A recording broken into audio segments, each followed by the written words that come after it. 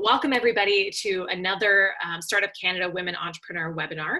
Today we're going to be talking about using design thinking to shift your business. And I think this is such a timely topic. Nilufer is a close partner to Startup Canada physically, works out of our office space, which is great, and facilitates design thinking sessions with organizations across Canada, internationally, and has been a really incredible resource for Startup Canada and for many organizations. So we're thrilled to have her on our webinar series today. She's the CEO at Spring to Innovation, is the organization providing, as I said, consulting and training services. And she's also the 2014 recipient of the Ottawa Business Journal 40 Under 40, an award recipient from Women in Communications and Tech, and also a TEDx Ottawa speaker. So definitely qualified to be speaking on today's topic. So for those of you who are familiar with the Women Entrepreneurs Program, welcome. For those who are not yet familiar with it, we've designed this program to really help women entrepreneurs start and scale their businesses. So we have pivoted to digital programming, as many organizations have, but these webinars are really to support our community, ask questions with subject matter experts, and support the entrepreneurship community during this unprecedented time. So we really encourage asking questions that are specific to your organization, getting a sense of the challenges that you're facing, and using these experts as you try to pivot and navigate the challenges that you're facing at present. So I'll pass things over to Nilufer to explain a little bit about what we're going to talk about with design thinking and how to shift your business right now, and welcome any comments and questions throughout the session. So Nilufer, over to you. Thanks, Kayla. Welcome everybody. Thanks for joining. So my name's Nilufer. I'm going to talk to you about using design thinking to shift your business. If you don't know what design thinking is yet, we'll get into that shortly. I want to chat a little bit about some of the changes that have been happening slowly in our lives. And so an example that I use of how much has changed over the years is the car industry. And so a few months ago, my car broke down and I actually had to borrow my parents' 1997 Honda Civic. And it was really fascinating to see how much the car industry and cars themselves had changed over the last 20 plus years. And so, for example, you can see the door handles, you have to pull on them. It's the lock, you have to push down to lock it yourself. The windows are adjusted manually. And you can't see, but at the very bottom right, it doesn't show up in this picture, but there was actually a stack of maps as well too. And so going from this to the vehicle that I ended up getting, where it tells me when to brake, it actually vibrates the steering wheel if I'm going out of my lane. It tells me when cars are in my blind spot. There's a lot that has changed in cars and in driving just over the last 20 plus years. And so things have gradually been shifting, but some things have happened faster than we thought they would. And so if you think back to the time before iPhones, does anybody know when the first iPhone became available?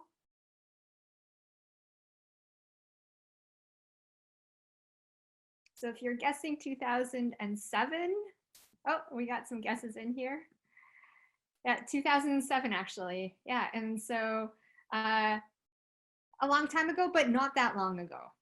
Because if you think about it, can you imagine life before your cell phone, before having a smart device?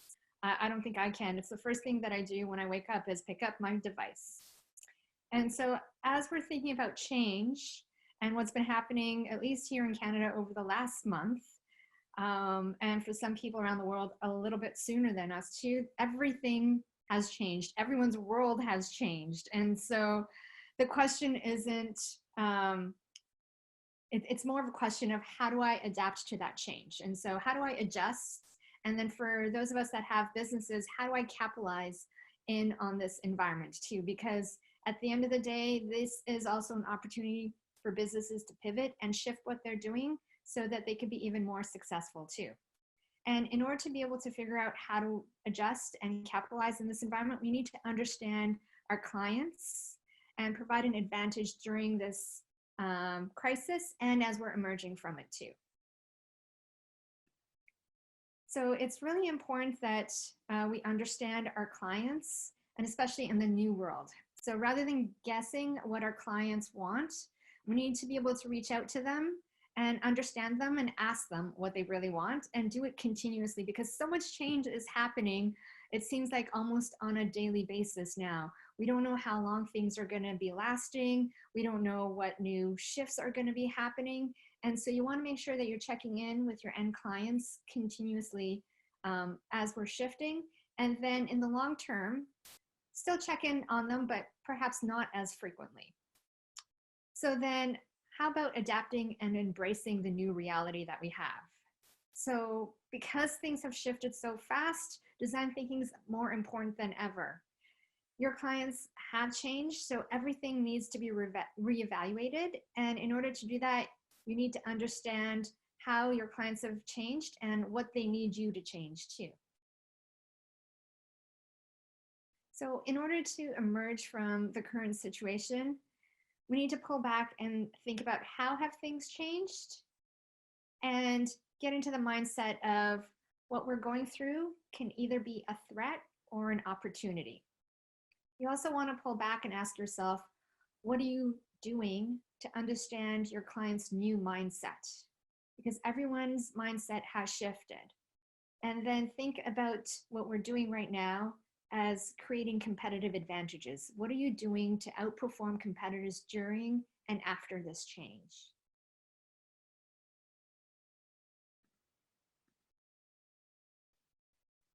So resilience is something that has been talked about a little bit more recently. Resilience is facing adversity and being able to survive, and if not, come out even better. And so resilience is developed while overcoming adversity.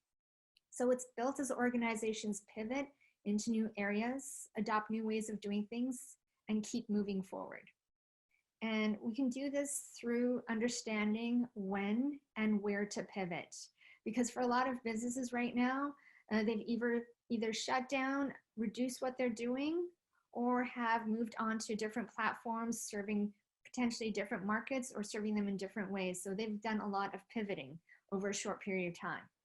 And developing resilience is also through understanding what our end clients, what our customers are going through, their challenges, their values, their goals, and their fears, so that we can deliver to them what they want and what they need.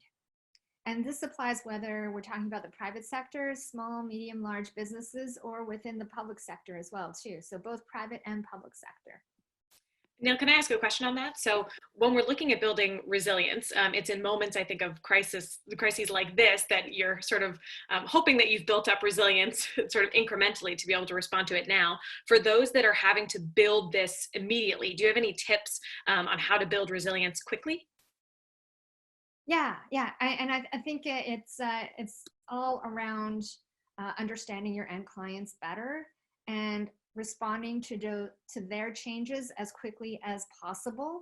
And it's the mindset component of it. It's not something that is a barrier. It's just extra information that you're getting from the market or from your customers that's telling you where you need to go next. And so a lot of it is about interpreting what the information you're getting back means. And so there's a comment in here too from someone saying, talking to them, asking how their priorities have changed, how their work practices have changed, what challenges are outstanding. Definitely. And so we'll chat a little bit more about resilience as we go through the slides as well too. There's a lot of examples of businesses that have shifted based on their clients' needs, and it's through understanding them. And so there's actually a restaurant nearby called Local Lansdowne, and I saw this actually on their Instagram feed. And so not only are they doing takeout meals, but they've actually converted their business, their restaurant, into a online store. And so if people are missing some basic necessities like coffee, tea, bread, clamato juice, toilet paper, they have actually put it on their menu, I guess now, so that they're thinking of themselves not just as a restaurant, but also as a convenience store where people can pick up stuff and they don't need to go in. and they're getting their basic needs met. And so I really like how this business has been, and others like it, have been reframing what their core business is. It's no longer a restaurant, it's takeout and virtual convenience store. Netflix Party has been a big part of some of the shifts that are going on too. And so for those that haven't used this, it's a way to view shows, Netflix shows together with friends and family. There's even a section on the right-hand side where you can put in comments so that you guys can watch movies all together. So these two are really great examples of how businesses have been responding to clients' needs and the shift in their needs. And so as we're talking about shifting and you're looking at your businesses, consider whether or not you've shifted enough to go at the speed that things are changing.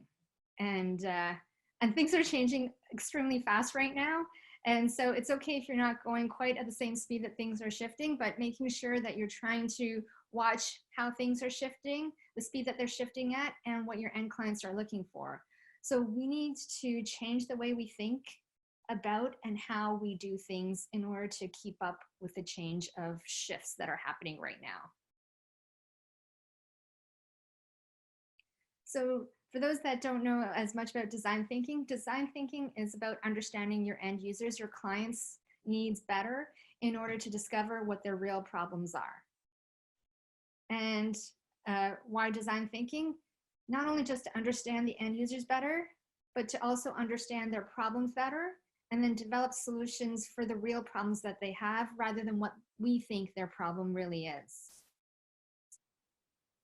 Design thinking also involves a lot of reframing. So pulling back and thinking about what are some of the biases or barriers that are getting in our customers' way as well as in our way. And so when I think about reframing, I think back to an example that I had with a friend of mine a few years ago. She messaged me right before a long weekend and asked if I wanted to go away with her. And she lives in Toronto, so I don't get as much time to spend with her. So I automatically said, yeah, I'd love to go away with you. And so she texts back and says, what about Budapest? And in my head, I'm thinking, that's Hungary, right? And then I automatically think, no.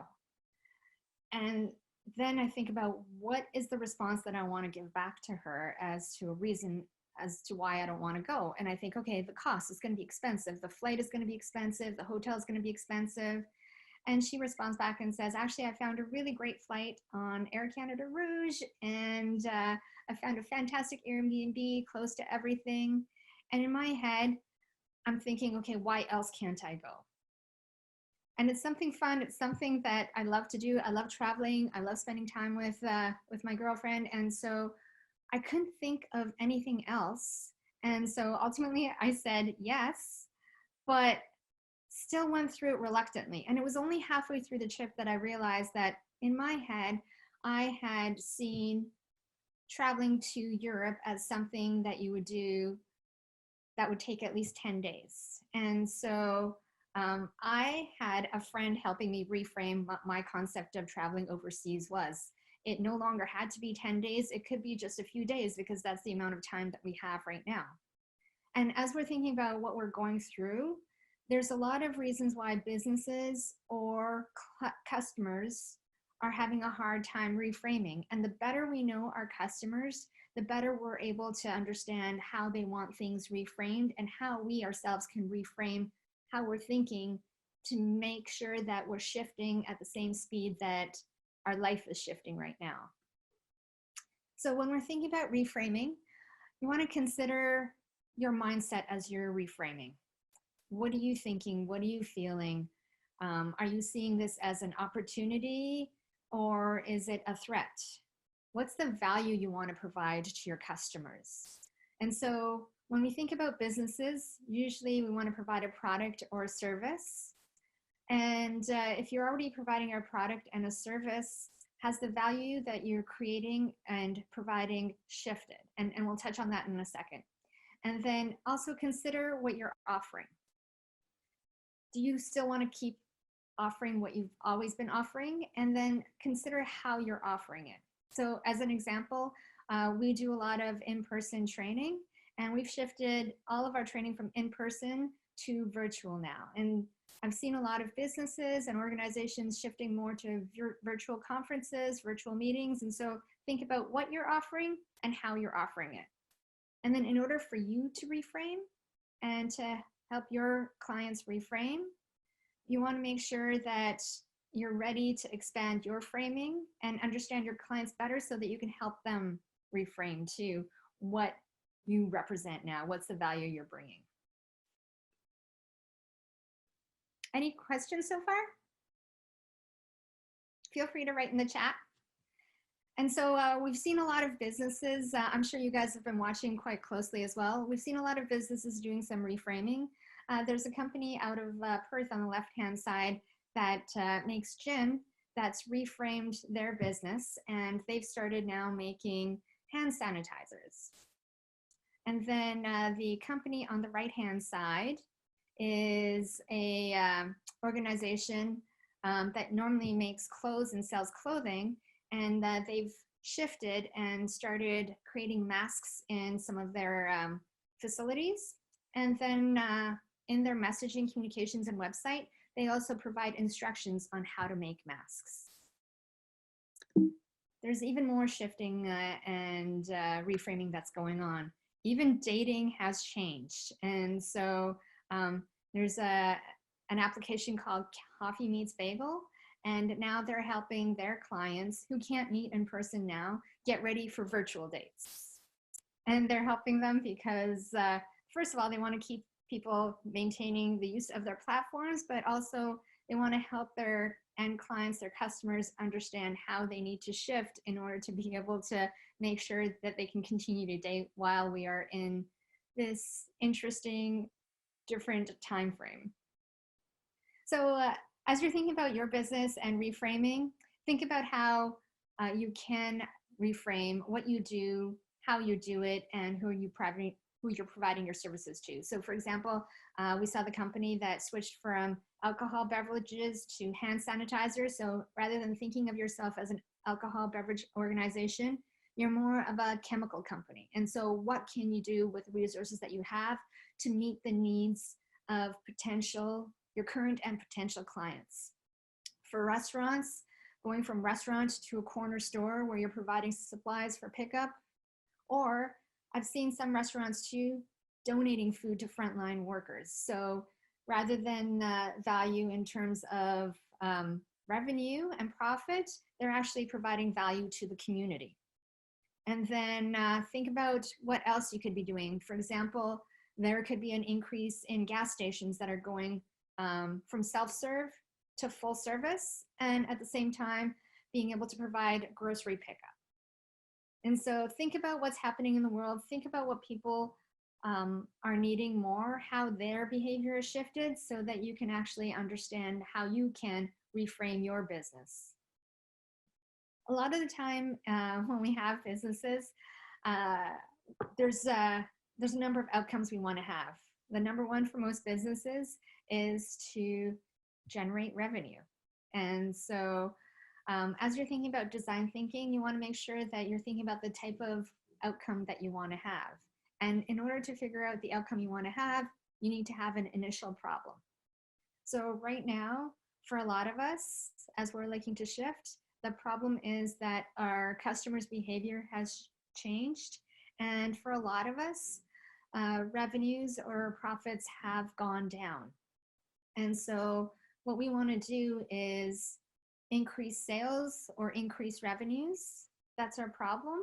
And our measures of success, how will we know that we're successful at the end of this? And that's by knowing that we've increased our revenue or maintained our clients. However you want to measure the success of solving your problem.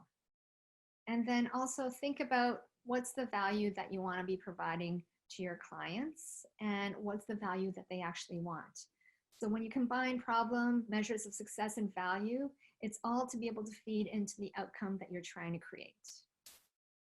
So when we're looking at design thinking at Spring 2, we have a couple of extra steps in front of the traditional design thinking methodology. Traditional design thinking, you have the Empathize, defining the problem, coming up with ideas, prototyping, and testing. With us, we also put in the front an understanding of what your initial problem is. And for us, in today's session, we're looking at how our clients are shifting. And then the second step is measures of success.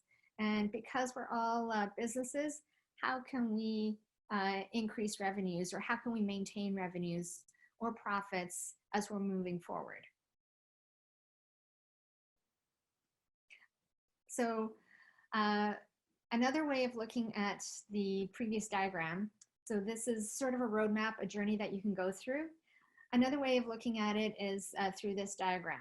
So oftentimes within organizations and us in our personal lives, we're really good at coming up with solutions. And so we jump into ideation mode, coming up with ideas right away. Sometimes, especially in businesses, we have to pull back a little bit and think about what's the actual problem we're trying to solve. With design thinking, you pull back even more. It's who are the people that we're trying to serve, we're trying to create products and services for, and understand them even better before we even define what the problem is. And then once we define what the real problem is that our end customers have, is what are the ideas that we can create, and then prototype, and then test it with our end clients. And design thinking is very iterative, like other methodologies like Agile or Lean. And so you have the option of going back to any part of the method or the process at any point. And so if after prototyping and testing, you find that you don't have enough information to be able to implement, you can go back to any point in the process and keep going and doing more iterative process. And so we describe design thinking as a systematic approach that's forcing us to think about the broader environment, the people that are involved and what their real problems are, to help us circumvent our natural tendencies to jump into solution mode. And so the main part that we're going to chat about today around how do you shift your business, especially as things are changing so rapidly, is the empathize component of it, is identifying who your current customers are. And then if you actually want to shift who your customers are, oops, sorry, let me just go back here. Identify who your customers are, and then who do you want them to be if you want to shift or pivot your model. And so a lot of the time for businesses, you already know who your current customers are, but because the environment has shifted so much, perhaps there's another segment of or a different type of client that you want to go after. So you also want to understand that market better too. Understanding what's happening to your clients, and then understanding what their goals, challenges, values, and fears are, as well as what they're saying, what they're doing, what they're thinking, and what they're feeling as we're going through this. And so I'll go into that a little bit later too. And it's really important to understand that this also has an impact for B2B businesses as well. And so for a B2B business, you not only want to think about your clients, your customers, but also your customers' customers. Because if you're able to solve your customers' problems, then you're going to have a lot more stickiness and increase in revenue because you've been able to help your customers' customers. So I had a comment in here on the Q&A, whether we can post the roadmap slide again at the end. For sure. We will go back to that as we go through the slides. So what are some of the questions that you need to be asking to better understand your customers? First of all, who are your clients? Who are your customers? Or if you're looking to pivot, who do you want your customers to be?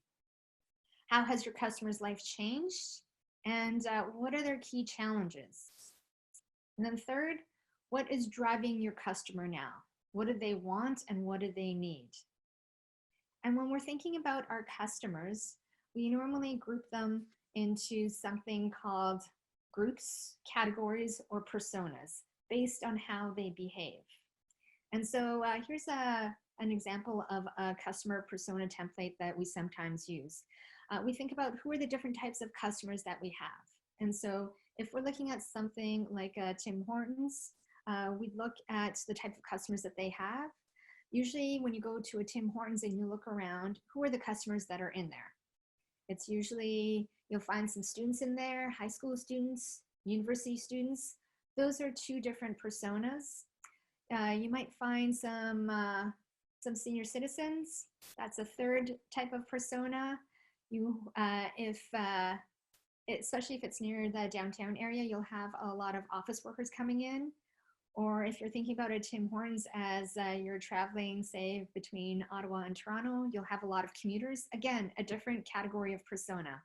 We want to understand each type of group, so each persona type, and then from that understanding, be able to figure out whether or not we pivot or how we service them even better. And so, for example, let's take high school students. What you want to do is, as they're interacting with your business, and so our example was at Tim Hortons, what are their goals? What are their challenges? What are their values? What are their fears? What are their expectations? And what are their measures of success?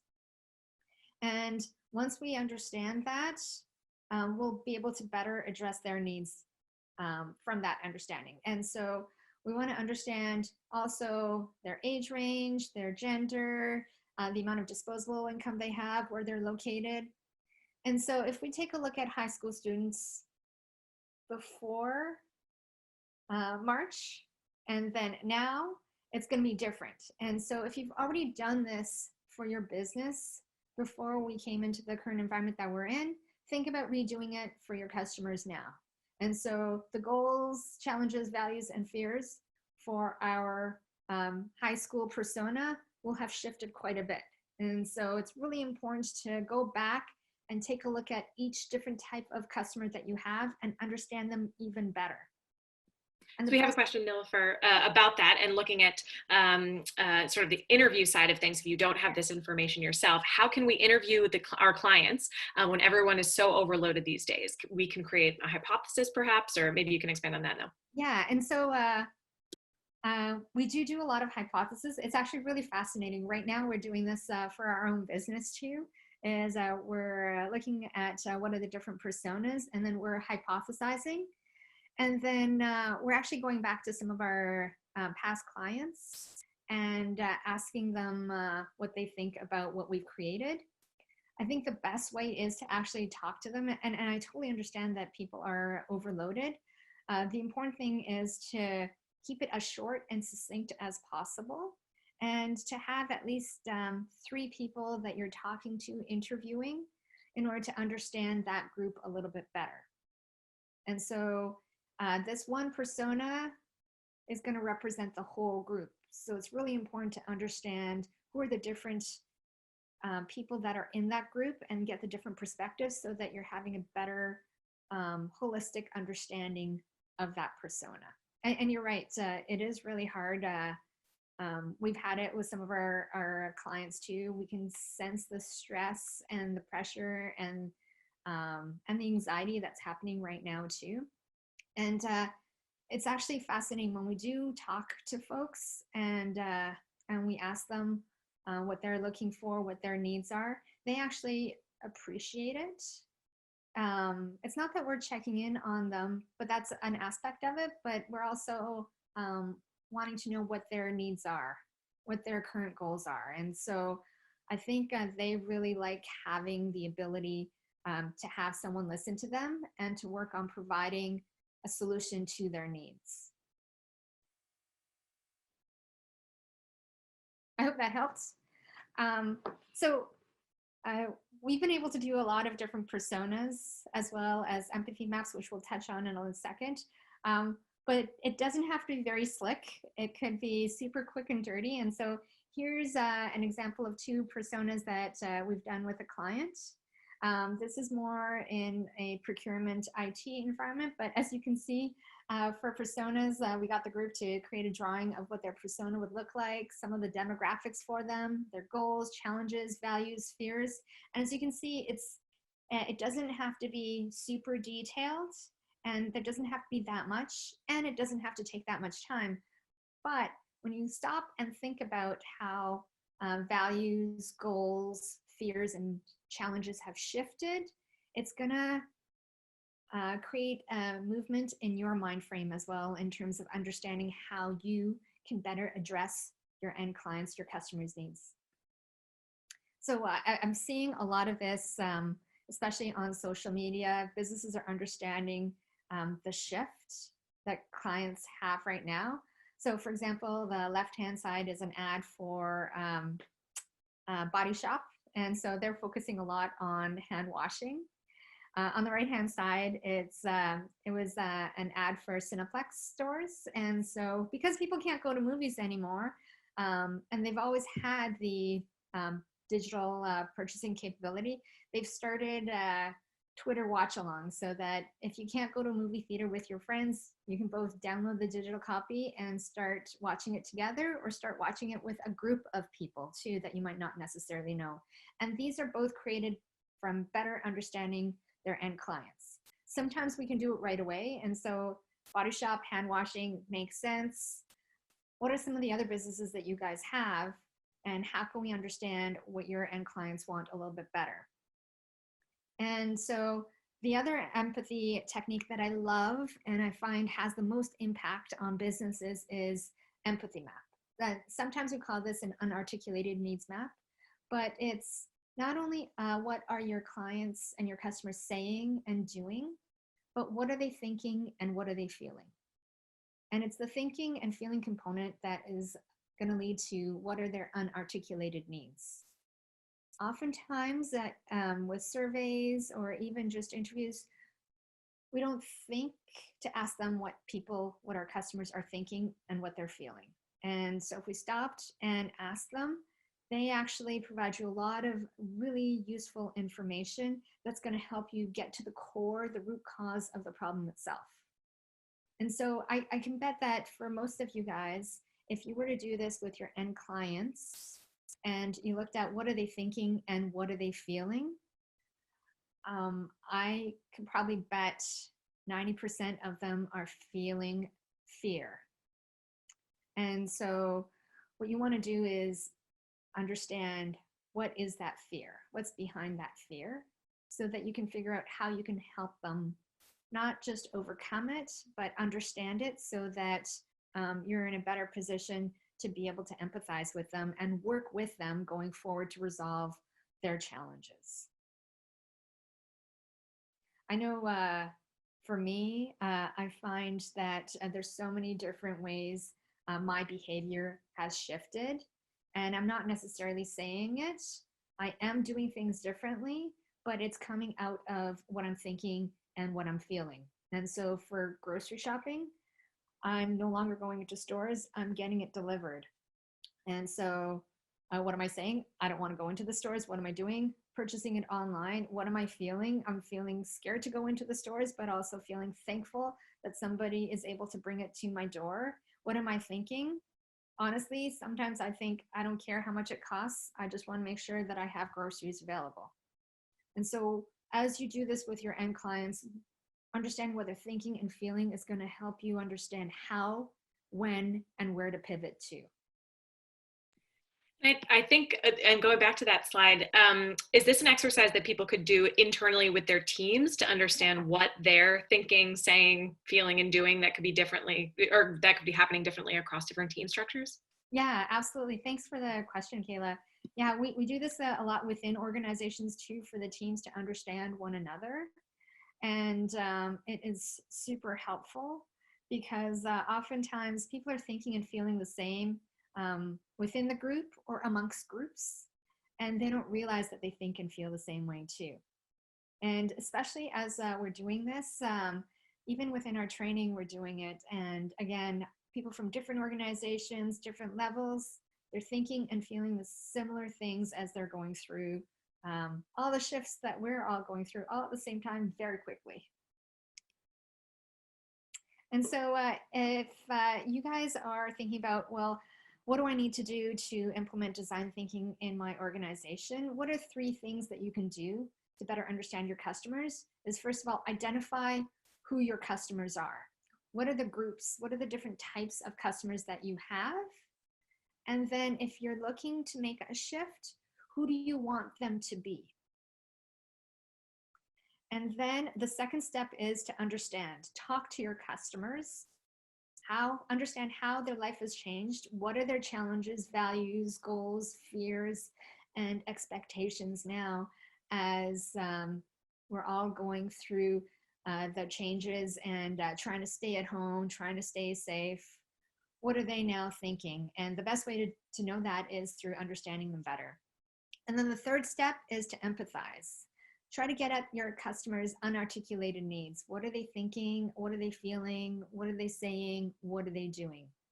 So if you can identify, understand, and empathize, you're most of the way towards being able to know where to pivot, how to pivot, and who to pivot to. And so there's a good question in here on not all changes are going to be driven by the consumer, and also it'll be forced by budget constraints. Absolutely, that will impose revisiting customers, selecting markets and geographies. Yeah, definitely. And so not everything is going to be driven by the customer. There's going to be a lot of changes in terms of the budgets that are going to be available, the budget constraints too. And so that's even a better reason to understand your clients and your customers better, is so that you can focus in on what their real problem is. So I often think about times when I've been working in companies in the past and have wanted to give customers anything and everything that I thought was useful to them. But then when you actually go in and talk to your customers and ask them what are the one or two things that they really, really want that would make them happy, often it was different than what I thought. And that's why it's so important to go talk to your customers and find out what are the one or two things that they really want. Make sure that they get that. And then other things are a bonus, but it's more important than ever when there are budget constraints to understand what your end clients really, truly want. I hope that helped. And so I'm just closing off and we'll leave folks some more time to ask questions too, as you guys are thinking about the shifts and changes that we're going through right now. Understand that design thinking is a competitive advantage. The better you know who your clients are, how they behave, how their behavior has changed, the better position you are to emerge from this even more successfully and have a competitive advantage over others. And there's a question in here too. Yeah, do you guys have any other questions for me? Like I mentioned earlier, we do virtual training sessions. We have 1-day and 5-day virtual training sessions. And if you have any questions around how you can shift and how can you understand your end clients better, please feel free to reach out.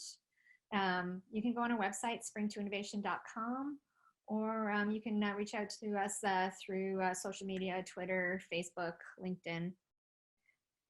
What are some questions that are on your mind that you want to talk through or want some clarifications around? Yeah, I can kick one off, Nilufer. So when we think of unconscious bias, my goodness, I know that's a part of design thinking workshops, sort of uncovering these biases. What are you seeing right now that you're sort of uncovering through these workshops that you're doing digitally? Are there any biases that are coming up that you weren't anticipating or that you're seeing post COVID-19? Unconscious biases that I'm seeing right now. And so I think it's really fascinating. Some of the workshops that we've seen and some of the training that we've done, we assume that what's happening right now is all negative. There's some positive things that have been coming out too. In one of the sessions, we were actually doing personas of teleworkers, and it's fascinating. A lot of them saw advantages of the current environment too, not just being able to spend time at home, but not commuting, not spending as much money. And so we're assuming that it's negative impact, and there is a lot. There is a lot of negative impact, but sometimes there are positive impacts too. We often have unconscious biases that we don't even realize. And so that's why I find it really helpful to, first of all, try to do this on your own. So try to think about who are your personas, develop those personas and the empathy maps, and then go and talk to your end clients and see what they have to say, and then compare the two to figure out where your unconscious biases are. It's always surprising and really enlightening, because it gives you a shift in mindset and also helps you understand how you might be able to shift your end client's mindset as well too.